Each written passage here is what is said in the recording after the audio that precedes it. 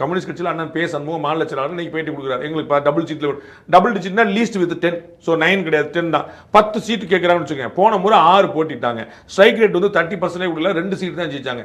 6 கொடுத்து 2 தான் ஜெயிச்சிங்க. நீங்கள் 10 கொடுத்து நினைச்சு போறீங்க, 10 கொடுத்து 3 ஜெயிக்கிறதுக்கு. அப்போ நீங்கள் கொடுத்த 6ல் நீங்கள் ஃபோக்கஸ் பண்ணி ஜெயிக்கலாம்ல.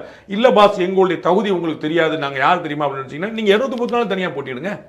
உங்களை யார் வேணாம் சொன்னால் நீங்கள் வந்து 1996 நீங்கள் வந்து மதிமுக சேர்ந்து போட்டிட்டீங்கன்னா அது மாதிரி நீங்கள் போட்டிடுங்க. அப்படி இல்லை, அப்போ வந்து கூட்டணி கட்சியெலாம் இருப்போம். ஆனால் நாங்கள் கேட்குறதா வந்து என்ன கணக்கு? இதெல்லாம் விஜய் திறந்து வைத்த கதவு.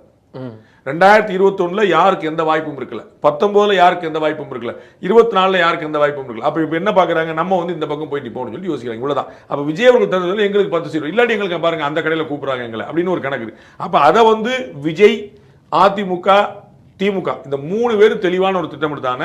எல்லா கட்சியிலும் அமைக்கவா செட்டில் ஆயிடுவாங்க. எல்லா கட்சியிலும் நாவா நீவான் எல்லாருமே பேரம் பசி கொடுக்கும்போது அப்போ எனக்கு ஆஃபர் இருக்கும்போது நான் ஏன் கம்மியாகணும்? அவங்களையும் தப்பு சொல்ல முடியாது. எனக்கு பெரிய ஆஃபர் இருக்குது, நான் ஏன் சும்மா உட்காந்துன்னு ஒரு கேள்வி வரும்ல. அதுதான் இருக்குது. அண்ணன் சண்முகம் கேட்டது வந்து சரி, ஆனால் வந்து அவ்வளோ போட்டியிட முடியுமா, அவ்வளோ வெற்றி பெற முடியுமா? முக்கியமான கேள்வி.